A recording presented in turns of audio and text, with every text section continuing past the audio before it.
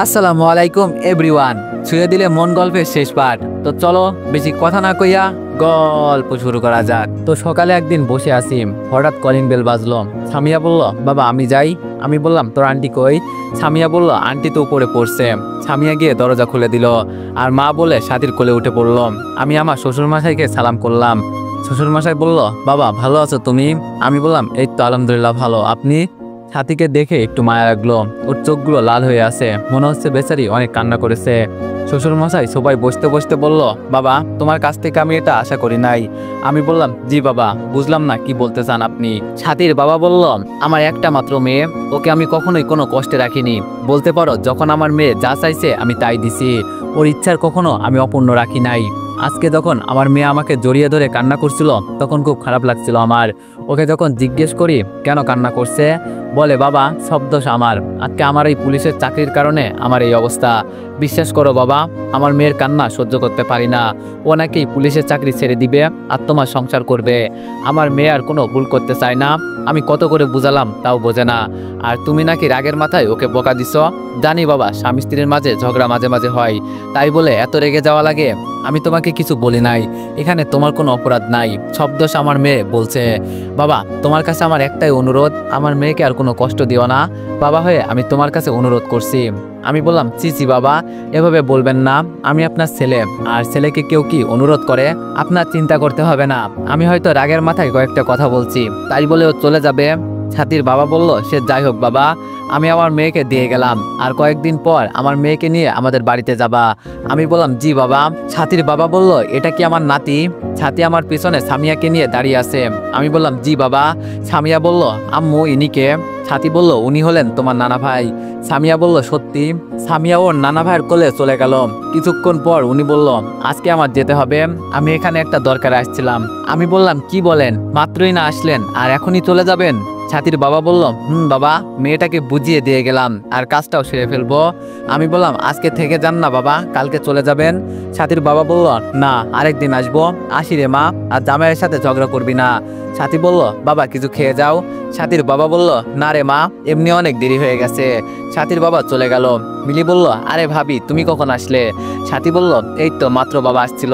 মিলি বলল, ও আচ্ছা, এক কাজ করো, এই সময়ে ভাইয়া কফি খাই, কফি বানিয়ে নিয়ে এসো। আস্তে করে বলল, যাতে আমি শুনতে না পাই। সামিয়া বলল, আম্মু আমিও আসি তোমার সাথে। মিলি বলল, ভাইয়া?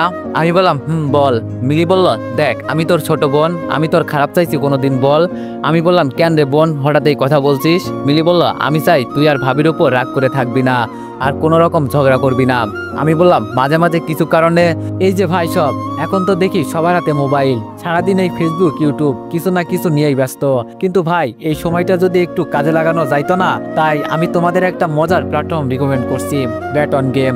এইটা একরকম গেমের দুনিয়া ভাই, একদম মোবাইল ব্রাউজার দিয়ে খেলতে পারবা, কোনো অ্যাপস লাগবে না। এখানে ক্লাস, স্পিন, স্পোর্টস সহ অনেক ধরনের ইন্টারঅ্যাক্টিভ গেম আছে। বিকাশ, নগদ, রকেট সবকিছু দিয়ে লেনদেন করা যায়। তুমি শুধু একবার সাইন আপ করবা, তারপর তোমার পছন্দের গেম খেলবা।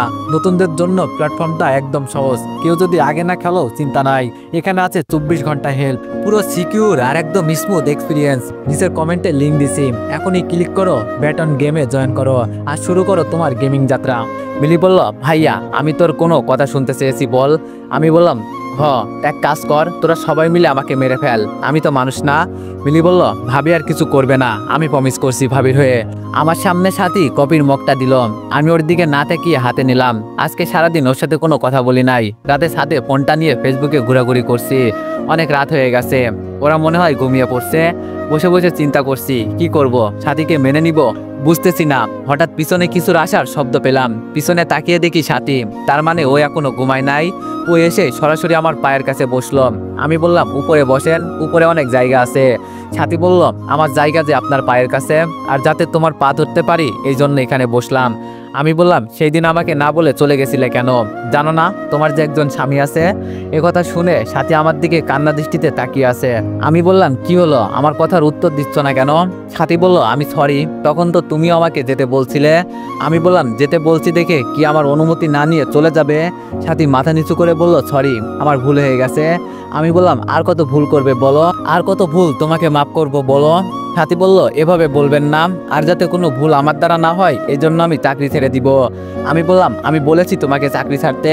সাথী বলল, এই চাকরির জন্য সবসময় মাথায় চিন্তা থাকে আর শুধু আইনি কথা বলি। আমি বললাম, চাকরি করবে ভালো কথা, তবে সবসময় মানুষের উপকার করার চেষ্টা করবে।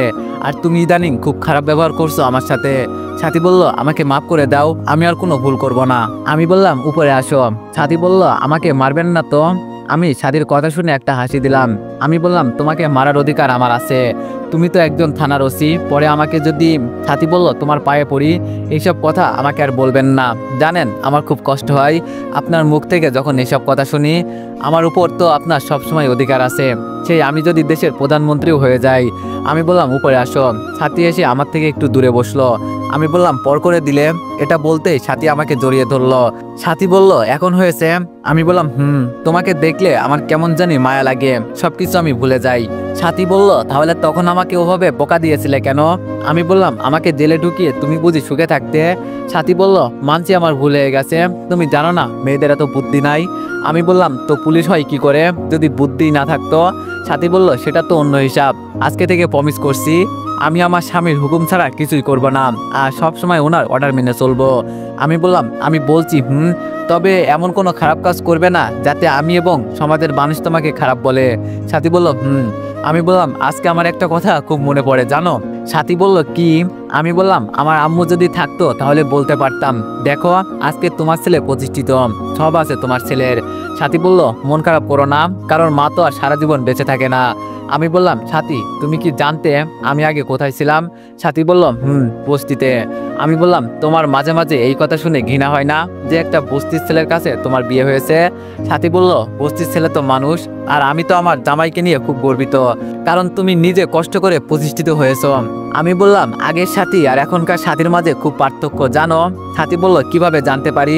আমি বললাম, প্রথম যেই দিন তোমার সাথে দেখা হয়েছিল তখন তো তুমি আমার সাথে কথাই বলছিলে না। সাথী বলল, আমি তখন বুঝতে পারছিলাম যে তুমি আমার উপর ক্রাশ খেয়েছো। আমি বললাম, কেমনে বুঝলাম? সাথী বলল, সব ছেলেরাই আমাকে দেখে। আমি বললাম, অন্য ছেলেদের সাথে আমার তুলনা দিলে? সাথী বলল, আর কত সরি বলবো বলো, কথা বললেও আমার দোষ, আর কথা বলবো না, এই যে মুখে আঙ্গুল দিলাম। আমি বললাম, আমি দিতে বলছি তোমাকে? সাথী বলল, তো কি করবো? হ্যাঁ, আমি শুধু কথায় কথায় ভুল করি। আমি বললাম, আমার দিকে তাকাও। সাথী বলল, যা, পারবো না, আমার লজ্জা করে। আমি বললাম, এত লজ্জা রাখো কোথায়, জানতে পারি ম্যাডাম? সাথী বলল, তুমি জানো না ছেলেদের থেকে মেয়েদের লজ্জা বেশি? আমি সাথীর ঠোঁটে আমার ঠোঁট মিলিয়ে দিলাম, কিছুক্ষণ পর ছেড়ে দিলাম। সাথী বলল, খুশি তো তুমি এখন? আমি বললাম, এটা আবার কেমন কথা? সাথী বলল, দূর, তোমার সাথে কথাই বলবো না। আমি বললাম, আচ্ছা তাও এখন আমি সরি বললাম। সাথী বলল, আমি বললাম, আচ্ছা সাথী, একটা কথা বলি। সাথী বলল, বলো। আমি বললাম, তোমাকে কেউ কোনোদিন প্রপোজ করে নাই? সাথী বলল, কে বলছে প্রপোজ করে নাই? তুমি জানো আমার রাগ কেমন? ফুল নিয়ে এসেছে ঠিকই, কিন্তু হাত নিয়ে বাড়িতে যেতে পারিনি। আমি একটু হাসি দিলাম। সাথী বলল, তোমাকে কেউ প্রপোজ করে নাই? আমি বললাম, অনেকেই করেছে, কিন্তু আমি তোমার অপেক্ষায় ছিলাম। সাথী বলল, কি? তোমাকে কে কে প্রপোজ করেছে বলো, ওদের তো আমি রাখবো না। আমি বললাম, অতীতের কথা আমাদের না বললেই ভালো হয়। সাথী বলল, কথা ঘোরানোর চেষ্টা করবেন একদম। আমি বললাম, ধুর, তুমিও না ছোট পোলাপানের মতো বায়না ধরো। সাথী বলল, আচ্ছা চলো, অনেক রাত হয়ে গেছে, ঘুমাতে যাবা না? আমি বললাম, আরো পরে, এভাবে খুব ভালো লাগছে। কেন, তোমার লাগছে না? সাথী বলল, কালকে সারাদিন দৌড়াদৌড়ি করতে হবে গো। আমি বললাম, কেন? সাথী বলল, আরে কালকে এক থানা থেকে বদলে আরেক থানায় আসতে হবে। আমি বললাম, আচ্ছা সাথী। সাথী বলল, বলো। আমি বললাম, আমার সাথে আবার তো কোনো। সাথী বলল, যাও, আমি চলে যাব বাড়িতে একটু পর। আমি বললাম, সরি, আমার ভুল হয়ে গেছে। সাথী বলল, আকাশটা কত সুন্দর দেখার মতো। আমি বললাম, বহুদিন পর নিজের প্রিয়জনকে নিয়ে রাতের আকাশ দেখছি, খুব ভালো লাগছে আমার, জানো তুমি? সাথী বলল, আমারও একটা ইচ্ছা ছিল বরকে নিয়ে রাতের আকাশ দেখবো, আর আজকে দেখো সেই ইচ্ছাটাও পূরণ হয়ে গেল। আমি সাথীকে কোলে নিলাম। আমি বললাম, একটুও ভারী না তুমি? সাথী বলল, হঠাৎ করে আমাকে এভাবে কোলে নেওয়ার কারণ? আমি বললাম, রুমে চলো, বুঝিয়ে দিব। সাথী বলল, দেখা যাবে ছাড়ের কত দম আছে। রুমে গিয়ে দরজা লাগিয়ে লাইট অফ করলাম। সাথী বলল, এই দাঁড়াও দাঁড়াও। আমি বললাম, আজকে কোনো ব্রেক করতে পারবো না। সাথী বলল, তোমার অডিয়েন্সদের বলো সাথী আর রিফাতের সংসারে যেন আরো একটা বেবি হয়। আমি বললাম, তোমার বলতে হবে না, ওরা দোয়া করবে, সকালে উঠে দেখিও কয়টা বেবি থাকে ওদের দোয়ার ঠেলাই। তো এভরিওয়ান, কষ্ট করে হলেও কমেন্টে জানিও যে গল্পটি কেমন হইল, কারণ তোমাদের সুন্দর সুন্দর কমেন্টই আমাকে গল্প বানাতে আরো উৎসাহিত করে। তো যাই হোক, তোমরা সবাই একটু জানাইও যে গল্পটি কেমন হয়েছে, আর নেক্সট গল্পের জন্য সবাই অপেক্ষা করো। ধন্যবাদ।